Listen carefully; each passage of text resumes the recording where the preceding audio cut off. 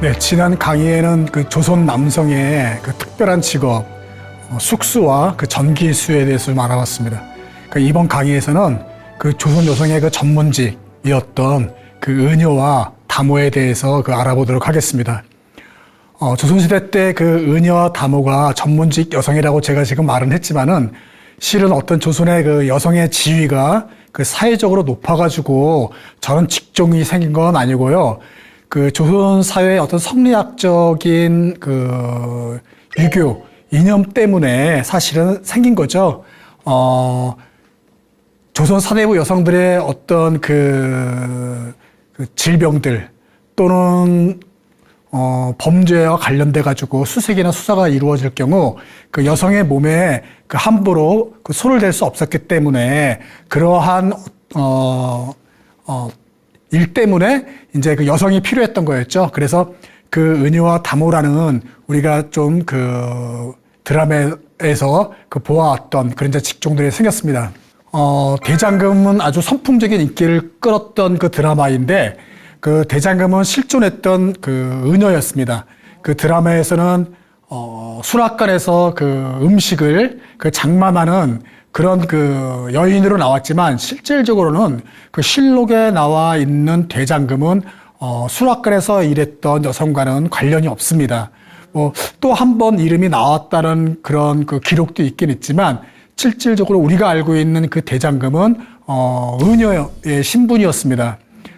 그러니까 그 드라마에서는 허구의 어떤 그 인물이었지만은 실제 실록에 나와 있던 실존 인물이었습니다. 대장금은 그 중종 때 그 인물이었고 그 하도 실력이 그 출중났기 때문에 그 중종의 주치인 어인역까지도 그 올랐던 그 인물이죠. 그 성은 이제 서씨, 그래서 서장금인데 하도 의술이 뛰어났기 때문에 그 이제 대자를 붙인 거예요. 그래서 뭐 큰 위대한 이런 의미로서 이제 대장금이라고 이제 그 높이 좀 올려서 부르는 거였죠. 그 얼마나 실력이 좋았으면 이렇게 그 중종의 주치의까지 오를 정도였고 또 저런 이름까지 그 얻게 그 됐습니다. 자, 그렇다면은 이렇게 그 은여들이 그 선발하는 과정은 그 처음에는 그 선발하기 전에 어린 나이 한 뭐 10세에서 15세 그 정도의 어린 나이 관비들의 어떤 그 딸 또는 뭐 그 악사의 딸 그런 그 장하곤에 속해 있는 악사의 딸이나 그러한 그 어린 아이들을 이제는 그 선발해서 뽑아가지고 교육을 합니다. 그 이제 한양 같은 경우는 이제 그 제생원이라고 해서 그 이제 조선 초기죠. 조선 초기에 제생원이라는 곳에서 그런 그 선발된 그 어린 아이들을 이제 불러서 놓고 교육을 시키는 거예요. 그래서 어릴 때부터 교육을 차근차근 시켜놔가지고 이제 의술을 익히게 만드는 것이죠. 조선 초에는 은여 제도는 없었습니다. 그런데 그 태종 때 이제 제생원에 있던 관리가 허도인가요? 그 관리가 이제 그 건의를 하게 됐습니다. 그래서 부녀자들의 질병들은 그 내의가 그 의관이 제대로 이렇게 볼 수가 없으니 은여를 그 선발해서 그들이 그 부녀자들의 사대부 여성들의 질병을 치료하게끔 합시다 해가지고 이제 은여를 선발하게 됐던 것이었죠. 그래서 처음에는 태종 때 10명을 뽑았다고 해요. 그래서 10명을 뽑아가지고 이제 그 교육을 시켰는데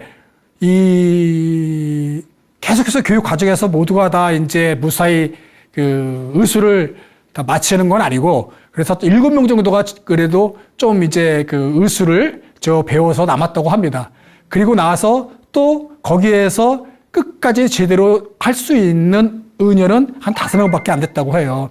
그러니까 다시 또 건의를 해서 또 10명을 또 뽑았다고 합니다. 이게 이제 그 조선 초기의 그 시작인 그 은여의 선발이었습니다.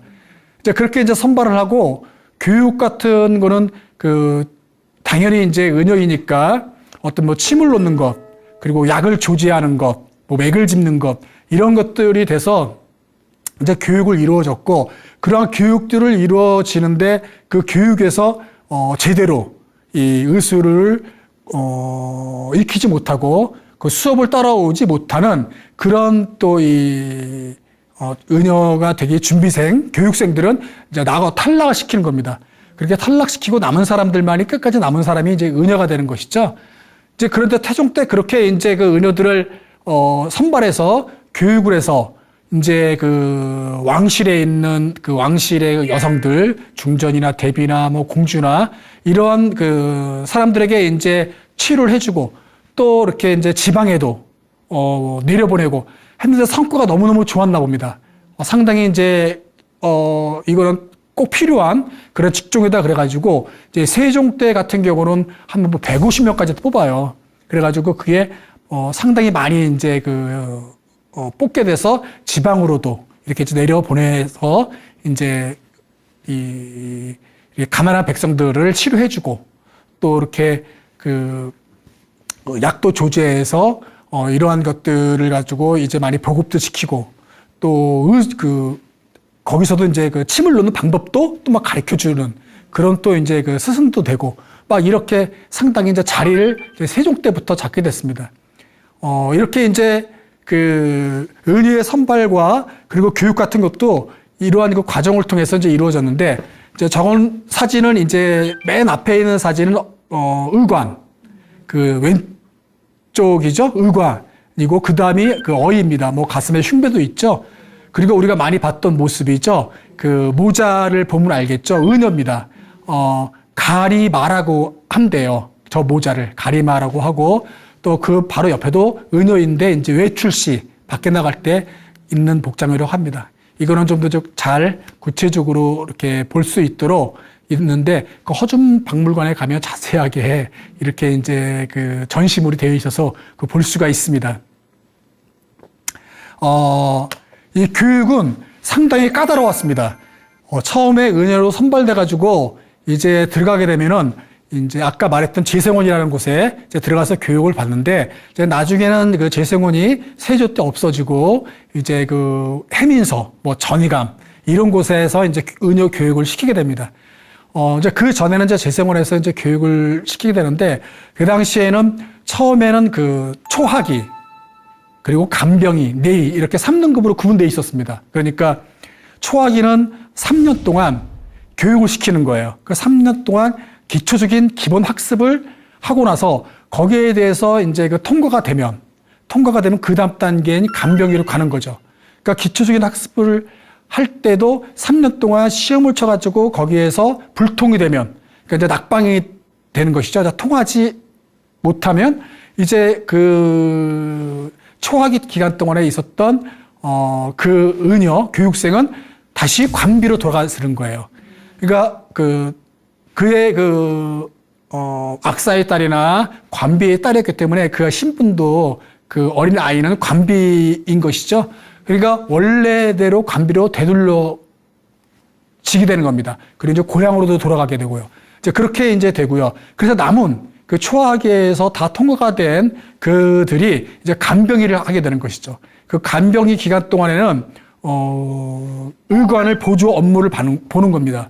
그래서 의관을 보조를 하고 그러면서 이제 병에 대해서 익히게 되는 거예요. 이제 병을 익히게 되면서 계속해서 간병위 기간이 있는 거죠. 근데 간병위 기간은 초학기가 3년의 기간이었다면 이 간병위는 기간이 없어요. 기간이 없이 계속 병도 익히고 의관을 보조하면서 이제 학습을 하는 것이죠. 그래서 학습을 받는 동안에도 이제 시험을 계속 보게 되는 거고 거기서 또 떨어지면 불통이 되면 또 이제 낙방이 되는 거고 그럼에도 불구하고 계속해서 잘 학습을 하고 실력이 출중해지고 하면은 계속해서 간병위를 가는 거죠. 가는 도중에 특출난 재능을 보이고 이제는 거의 스승을 다 따라갈 만한, 은효 스승을 따라갈 만한 실력이 됐다고 하면 바로 이제 내 은효가 되는 거예요. 그러니까 특정 분야의 전문 분야를 침을 잘 놓는다거나, 뭐 약의 조제를 잘한다거나, 맥을 잡는다거나, 그런 특정한 분야에 대해서 전문가가 완전히 되면, 인정받으면 이제 내 은효로 가는 것이죠. 빨리 갈 수도 있고 늦게 갈 수도 있는 거죠. 그러니까 계속 간병위로 남아있는 거예요.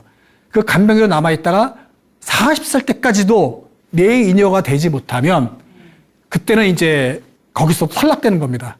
그러면 이제 관비로 되돌아가야 돼요.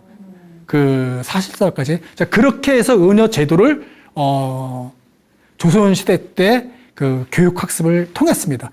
그래서 그렇게 되지 그렇다면은 다시 이제 관비로 돌려가는 게 되는 것이었죠.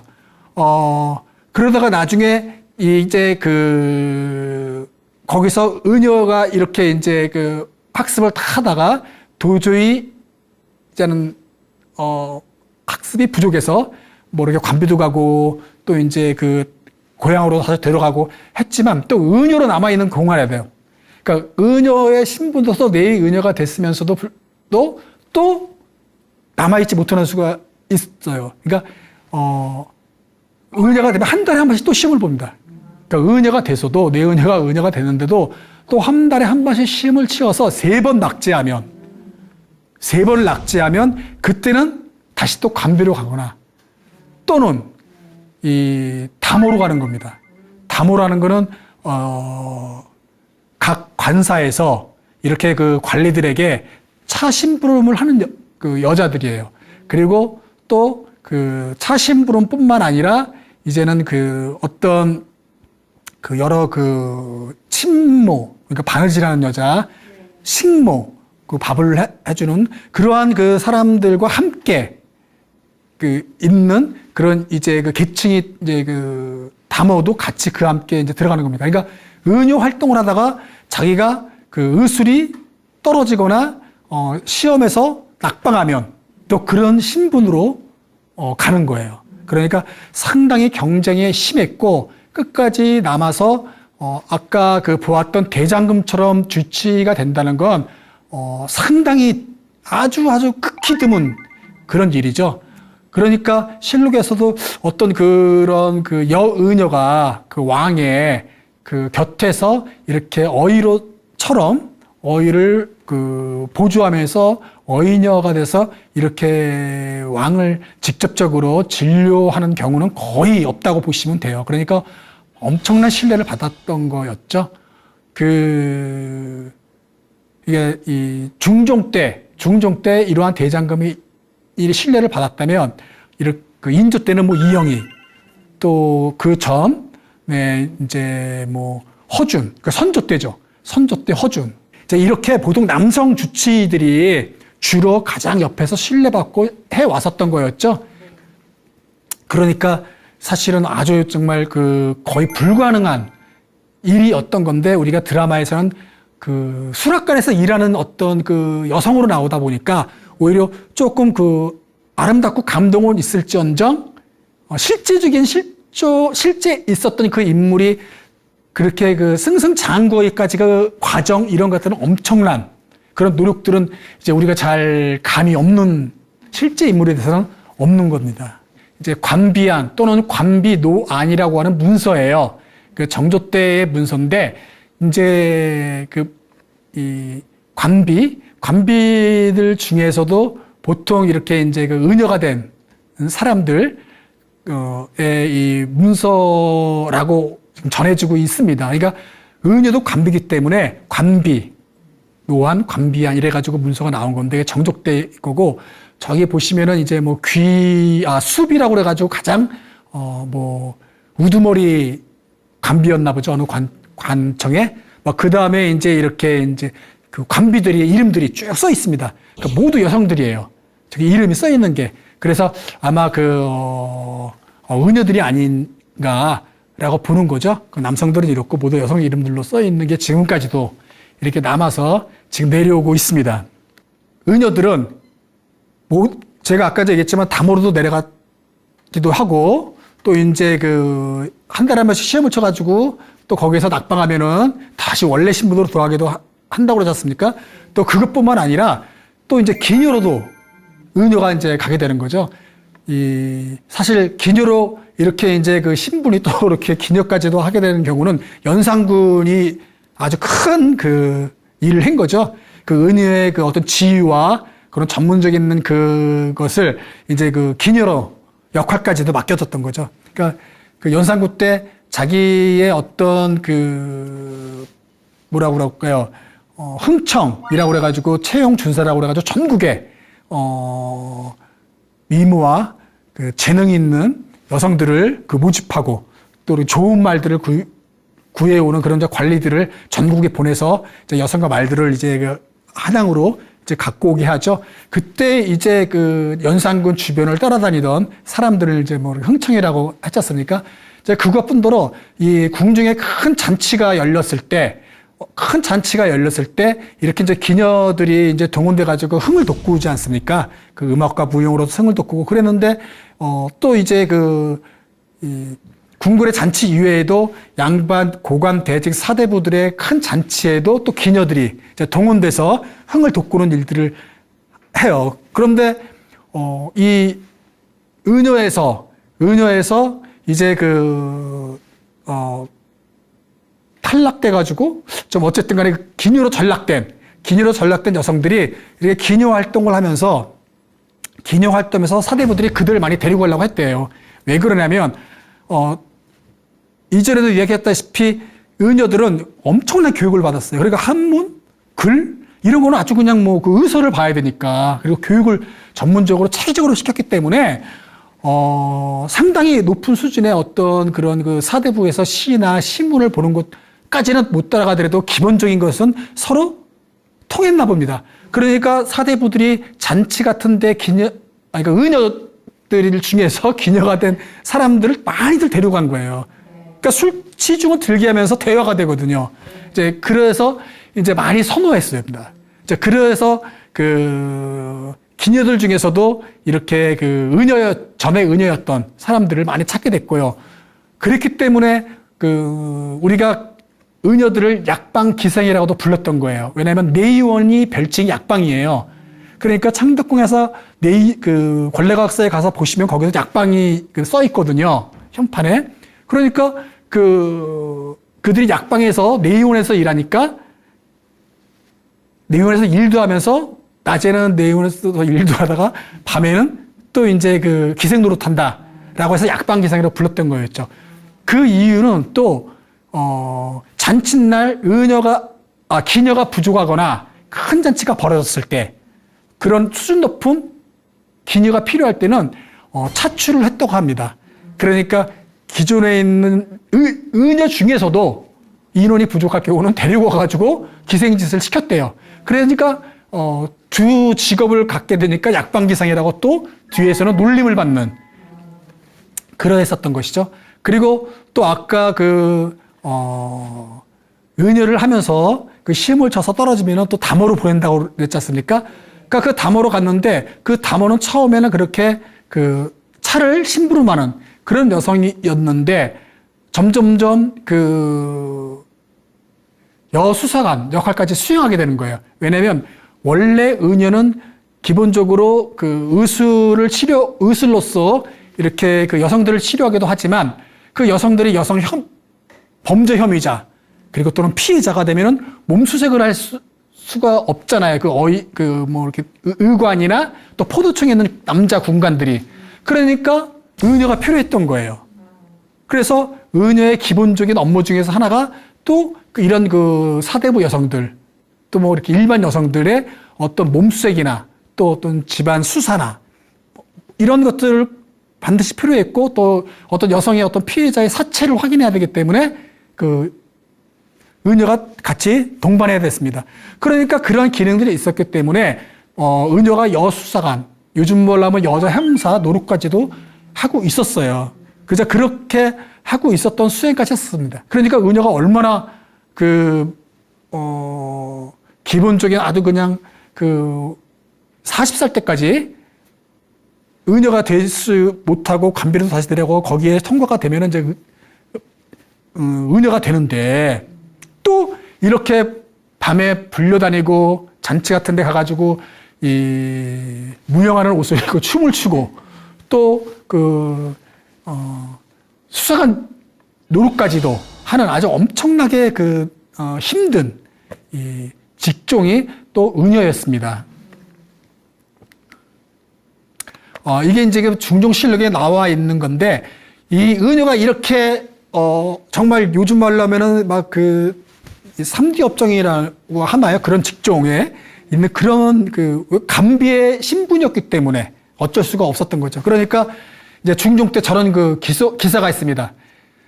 사족이라고 하면 선비집을 얘기하는 거예요. 아니 사대부집. 내 집을 수색할 때 은유로 하여금 간심하게 하는 일은, 살피게 하는 일은, 그러니까 염탐하는 일은 다시 생각해 보건대 아니다. 은유를 준 것은 병을 치료하기 위한 것이다. 그런데 지금 이 포도주장을 따라가 그런 사족들의 집을 수색하게 하면 은유를 본 뜻이 아니다. 그래가지고 중종 때 은유가 이러한 여수사관, 여자 형사 노릇을 못하게 하게 됩니다. 그러니까 이 중종 이후, 우리가 조선 중기 이후부터는 은유가 은유의 일만 하게 되는 것이죠. 그러니까 완전하게 지금까지 해왔던 저런 관행들이 근절된 건 아니고 차차 그런 사례가 줄어들고 은유는 이제 전문 직종으로서 이제 가게 되는 겁니다. 그러니까 이 전까지는 상당히 그러한 아주 노비로 거의 노비의 신분이었지만 그렇게까지 취급을 하면서 했던 바로 직종이 은유, 여성이었던 것이었습니다. 은유는 급료를 받습니다. 1년에 한 1석씩 받았다고 해요. 그러니까 쌀 1석. 그러니까 쌀 한 가마니를 80kg으로 치면 약 1년에 한 2가마 정도 받았다고 해요. 그리고 한 달에 한 번씩 달마다 급료가 나오기도 하고 4계절에 한 번씩 또 나오기도 했습니다. 일률적으로 딱 정해져 있는 건 아니고 그 당시 상황에 맞게 이렇게 조정되면서 이 급료를 받았다고 해요. 그러니까 지금 생각하면 이게 많은지 적은지 잘 모르겠지만 사실 1년에 쌀 2가마이면 그 은여가 자기가 이 궁궐이나 아니면 또는 지방에 있으면 지방에서 있는 은여가 먹기에는 사실 부족한 거죠. 왜냐하면 이거는 다 자기 부모님이 계시는 집에 보내는 거죠. 그러니까 이래서 상당히 적었지만 그럼에도 이 천민 출신인 그때 당시의 신분으로 은여가 됐고 또 급료를 받았다는 것은 상당히 그래도 대우를 해준 거다라고 합니다. 그리고 결혼도 할 수 있어요. 일반 궁궐의 궁녀는 결혼을 못 하지 않습니까? 그런데 은여는 천민이니까 그런 건 이제 이렇게 정해져 있지 않은 거죠. 그래서 결혼을 할 수 있었지만 결혼 생활이 그렇게 쉬운 일은 아니었죠. 왜냐하면 은여를 하면서 결혼을 하기에는 좀 아니었던 거죠. 아이를 낳아도 이제 사생아, 아비온 다시라고 해가지고 상당히 무시를 당했다고 합니다. 이제 그렇게 이제 결혼을 사실은 상당히 어려운 형편이었죠. 그리고 만약에 한다 해도 구박 막 이런 것들을 엄청나게 받았다고 해요. 그래서 은여는 결혼을 가장 성공한 케이스는 양반의 첩으로 들어가는 겁니다. 양반의 첩으로 들어가면 그의 신분이 양인이 된대요. 그리고 자기가 은여에서 나오는 대신 다른 여종을 한 명 또 이 관가의 여종으로서 이렇게 대신 보낸다고 합니다. 그리고 그가 낳은 자식들은 양인의 서출이지만 그래도 양인으로서 된다고 해요. 그래서 가장 잘된 경우는 이렇게 이제 양반의 첩으로 들어가는 케이스라고 합니다. 자, 우리가 많이 또 이제 들었던 장덕. 장덕은 누구냐면 대장금에서도 잠깐 나왔었는데 대장금이가 이제 관비로 이제 제주도로 이제 내려가게 됩니다. 그때 만났던 은여가 장덕이에요. 이 장덕과 만나서 이제 친분을 쌓고 그리고 장덕에서 또 다른 의술을 배우는 과정이 드라마에서 나옵니다. 하지만 사실은 아니에요. 왜냐하면 이 장덕이라는 여성은 세종 말에 궁궐에 들어가서 성종 19년 때까지 있던 인물이에요. 그리고 대장금은 중종 10년인가 이후부터 있어요. 그러니까 시기적으로 맞지 않습니다. 그러니까 드라마에서 둘을 만나서 좀 재밌게 만들고자 이렇게 설정을 한 거예요. 그러니까 전혀 같은 시대의 사람은 아니고요. 근데 이 제주은여 장덕 같은 경우는 실존에 있던 이름인데 의술 교육을 관가, 한양이나 지방 관가에서 받았던 사람이 아니에요. 제주에서 도제식으로, 그러니까 스승과 제자, 또 스승이 되면 또 그 제자에게 이렇게 내려오는 그러한 의술로만 배웠던 사람이래요. 그래서 이 장덕은 제주도에서 특출난 어떤 전문 분야가 있었는데 뭐냐면 치통, 치아, 그리고 이 치충, 그러니까 특히 이에 끼어 있는 벌레들을 잡아내는 의술이 아주 뛰어났다고 합니다. 그러니까 조선시대에는 사실 치아 관리를 잘 안 됐겠죠. 그러니까 이 치충, 치통 이런 것들이 상당하게 많이 있었나 봐요. 그러니까 제주도에서는 그의 스승이었던 가시라고 하는데 그 가시가 치충, 이에서 벌레를 잡아내는 그런 의술이 아주 뛰어났다고 알려진 사람이에요. 가시라고. 그러니까 성을 얘기하는 거죠. 가시라고. 그런데 이 사람한테 전수받은 사람이 장덕이에요. 그러니까 이 장덕이 하도 소문이 나고 잘했기 때문에 궁궐까지 그 소문이 나서 성종 때 장덕을 한양으로 데려오는 거예요. 그러니까 국가에서 가르치는 제대로 된 교육 없이 제주도에서 도제식으로 받은 사람이 의녀가 된 케이스예요. 그래서 그 해민서로 들어와서 약 4년 만에 이제 정식 국가에서 공인하는 의녀가 됐습니다. 그러한 장덕인데 이제 그 장덕이 이제는 이 존재의 어떤 그런 큰 그 빛을 발한 게 언제냐면 이 치료할 때는 아니었고 그 성종 19년인가 성종 19년인가 이 장덕이 죽습니다. 그러니까 얼마나 잘 고쳤고 성종은 치통 때문에 얼마나 힘들었냐면 장덕이 죽으니까 바로 그 전국에 이 장덕처럼 치아의 치료를 잘하는 사람을 빨리 남녀노소 남녀 이런 구별하지 말고 빨리 데리고 와라 라고 명을 내립니다. 그래서 제주 목사 허이야에게 제주도에서 이렇게 치아 치료를 잘하는 또 의녀가 있을지 모르니 당장 한양으로 보내라고 합니다. 그러니까 제주 목사가 보냈던 사람이 귀금이에요. 저 귀금은 장덕의 수제자예요. 그러니까 제주도에 있었을 때 그 귀금이 여종으로 있었습니다. 그 여종으로 있었는데 그 여종에게 자기가 알고 있는 기술, 의술 모두 전수를 시켜준 거예요. 그러니까 귀금 같은 경우는 6살 때 들어와가지고 19살 이때까지 이렇게 18살 이때까지 이렇게 교육을 장덕에게 받았대요. 도제식으로. 그래서 그렇게 9년, 10년 이렇게 받아서 그 의술을 알고 있던 사람입니다. 그러니까 그 귀금이 이제 서울로 올라와서 이제 한양으로 올라와가지고 이제 대신 이 성종을 이제 치료하고 또 이렇게 이제 이 아픈 고관 대신들을 이렇게 봐줬겠죠. 그렇게 아주 또 유명했던 인물이 또 이제 귀금이었습니다.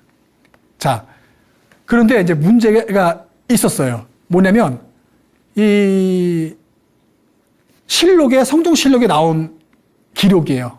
그러니까 실존 인물이죠. 그러니까 제주의 의녀 장덕은 치충을 제거시키고 코와 눈 등 모든 부스럼이 난 것도 제거시킬 수 있었는데 이 장덕이 이 눈, 코에 나오는 벌레들을 또 잘 제거했대요. 그러니까 그때 당시에 비위생적이니까 이렇게 몸에서 이렇게 벌레들도 막 있고 그랬나 봐요. 저희 어렸을 때도 저희 부모님들 보시면 눈에서도 벌레 잡고 그랬던 적이 있었거든요.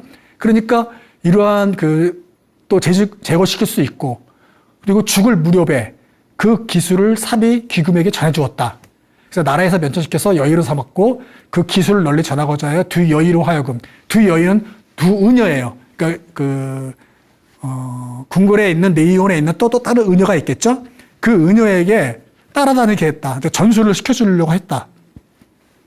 그런데 귀금이 숨기고 전하지 아니하였다라고 이렇게 이제 실록에 나와 있습니다. 그러니까 신하가 이렇게 이제 귀금이 자기가 알고 있는 우수를 의녀들한테 안 가르쳐 준다. 그러니까 그 귀금을 붙잡아서 고문으로 국문을 시켜야 된다라고 이제 성종이 얘기하는 기록이에요. 그랬는데 귀금이 이제 붙잡혀 왔습니다. 그 김에 붙잡혀가지고 이제 대답을 하기를 제가 7살 때 이 기술을 배워서 16살이 되어서 완성했는데 지금 제가 그 마음을 다해서 가르치지 않는 것이 아니고 그들이 익히지 못할 뿐이다. 라고 이제 귀금이가 대변하는 거예요. 그러니까 자기는 7살부터 16살까지를 도제로 붙어 다니면서 배워서 자기가 이렇게 의술을 안 건데 의녀들이 제대로 내가 이렇게 의술을 따라오지 못하고 또 익히지 못하고 있는 것이 내가 안 가르쳐 주는 것이 아니다. 그래 이를 자기를 이제 변명하는 이 기록도 지금 나와 있습니다. 그러니까 신하들이는 어떻게 이제 막 그 얘기를 했냐면은 자기만이 알고 있고 가르쳐 줄 독직하려고 그러고 비밀을 안 알려주고 자기만 알고 있다. 아주 나쁜 이런 그 뜻으로서 이제 그 성도에게 말했지만 귀금이 이제 그 자기를 이렇게 변명하면서 이제 되었던 거죠. 그래서 어쨌든 간에 장덕과 귀금의 그 비법이 전수가 되지 않고 끊어졌다고 합니다. 그래서 그 기술은 이제 그 없어지었다고 이제 안타깝게 되었던 것이죠.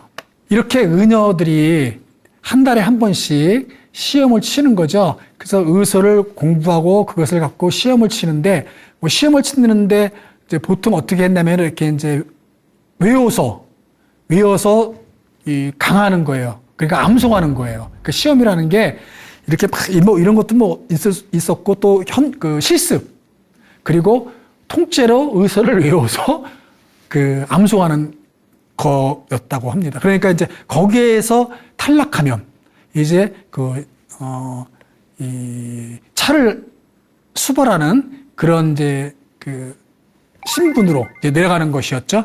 그래서 이 궁궐에는 사원부가 이제 있는 그 청이 있는데 그 청에서도 이제는 어떤 이제 특별한 일이 없으면 다시청이라고 그래가지고 그 다시청에 모여가지고 차를 마신대요. 그때 허드렛 일을 하는 그러한 그 여성들이 필요했는데 그 여성 중에서 한 명이 저렇게 차를 끓여가지고 이제 다시청에 이제 주는 거예요. 이제 이렇게 이제 그 전락하게 이제 되는 것이죠. 담으로서.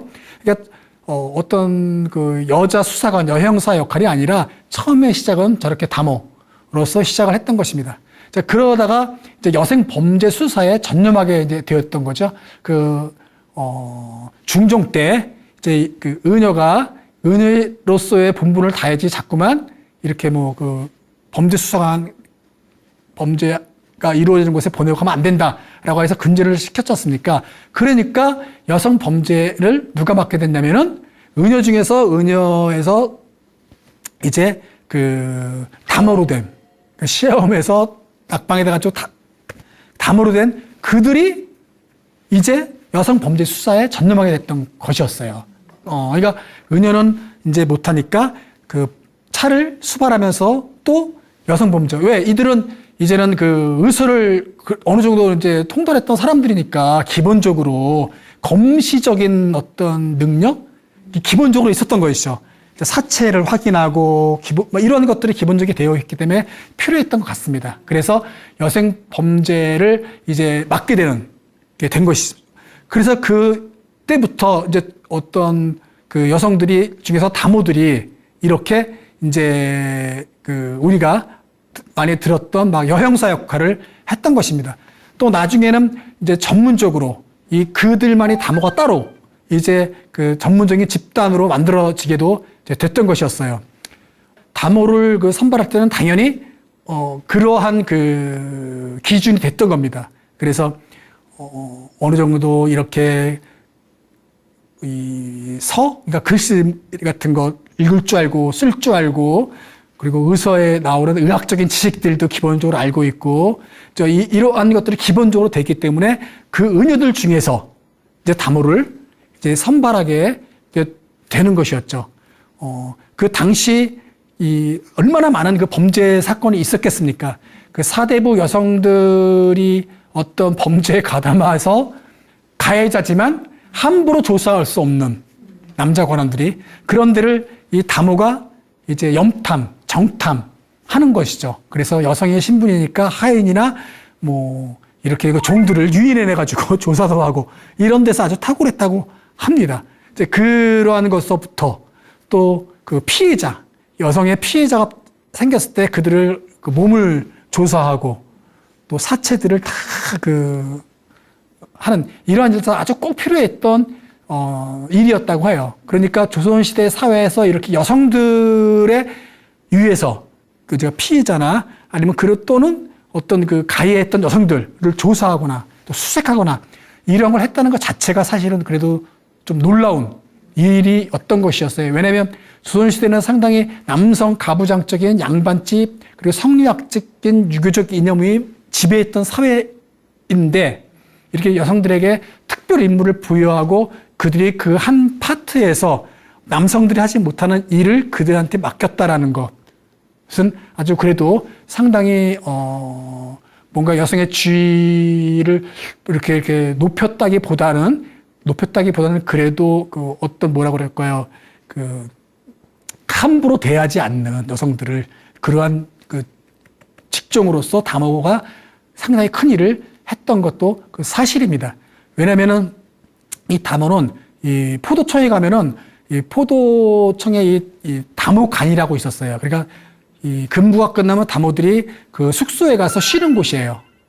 그런데 여성 피해자나 또는 가해자가 조사해야 될 때는 그 다모 그 관에서 그 안에서 취조를 했다고 합니다.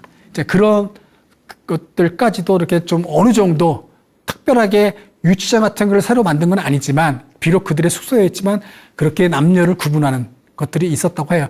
이것은 사실 여성을 위해서라기보다는 성리학의 유교적 이념 때문에 한 것이었죠, 사실은. 왜냐하면 남녀가 그 유별하고 남녀 일이 구별돼야 되는 게 바로 성리학 사회였기 때문에 이렇게 또 이러한 그 직종이 이제 생겨나게 됐던 것이었죠.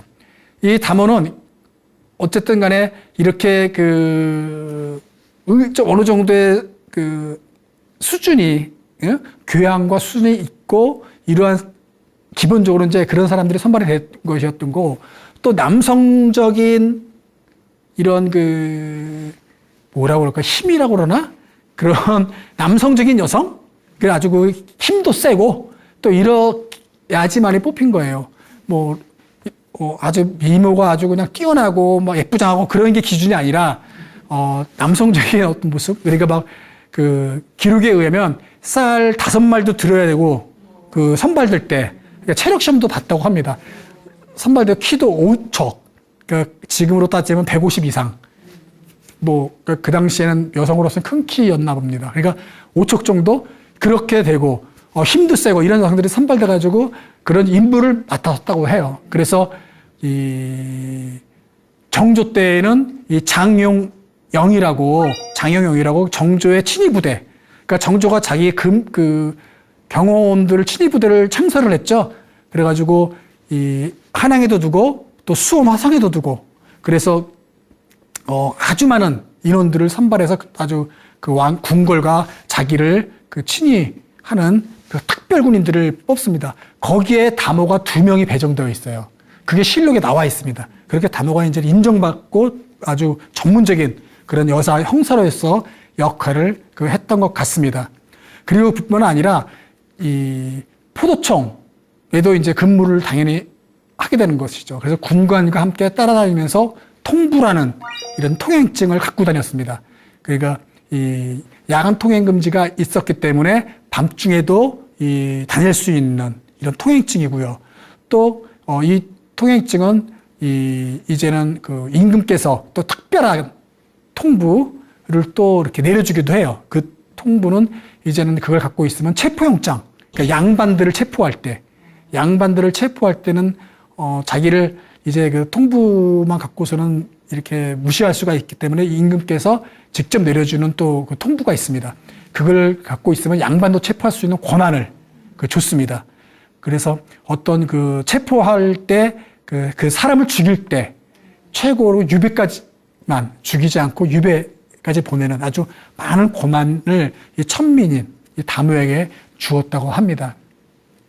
이 포도청뿐만 아니라 이런 그 의금부, 이조, 병조, 한성부 그런 곳에도 이제 필요한 데에서는 다모가 있어서 그 안에서 이렇게 자기들의 전문성 있는 역할을 했었다고 해요. 그러니까 처음의 시작은 은여였지만 은여로서 이제 그 어떤 이 선호하는 그러니까 관비들 중에서 가장 선호했던 게 은여였대요. 초기에 당연히 그랬겠죠.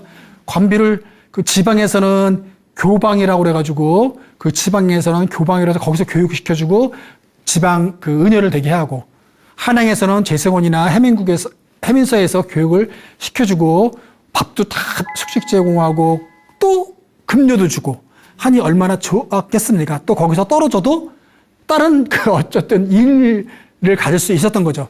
조선시대 때 여성이 직업을 갖는 경우는 없죠. 남성만 있는 거잖아요.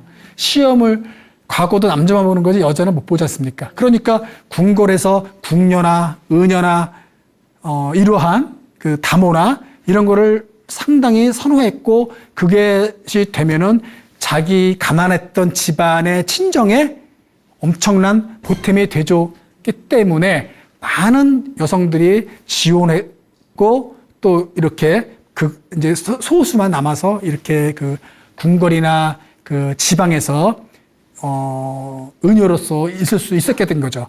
그리고 그 은여는 하지만 연산군 때 다시 그 어느 정도 그래도 그 조선사회 속에서 괜찮았던 직종이었지만 그 기녀로 이제는 약방기생으로 불리게 됐던 거고 또 약방기생으로 불려졌던 것이 이제는 또 다모라는 또 새로운 직업 그런 직종으로서 이제 역할을 갖게 됐던 것입니다. 그러니까 조선사회가 이렇게 그 여성들의 다양한 직업들이 많았으면 좋았었겠지만 제가 오늘 말한 거는 이렇게 정말 소수만이 이러한 그 뭐라고 그럴까요? 아주 특별한 전문적인 일을 해왔었던 것이지 일반적인 조선사에서 여성은 그래도 계속해서 관비 그리고 기녀로서의 관비로 대다수가 그 어떤 궁궐이나 지방에서 근무했던 여성들은 그 신분으로 남아 있었던 것이었습니다. 네, 강의 마치도록 하겠습니다.